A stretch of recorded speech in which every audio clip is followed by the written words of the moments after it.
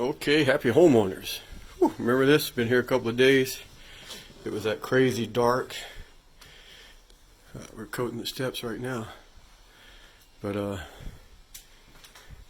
we were going to bleach it. But as a lot of people do, once we got it sanded, they're like, "Oh my God, I love the way the raw looks. The raw wood looks. Can we keep it like that?" And normally you almost have to say no, but you've seen the other videos this year. We turn to the magic, the beautiful Loba 2K Invisible, and it will end up looking just like this. I mean, it's one of the best, toughest finishes available, and it makes it look like it's just raw wood. That's why I call it the magical invisible.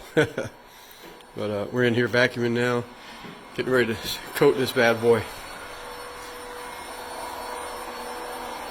So hopefully the next video you'll see will be completely finished.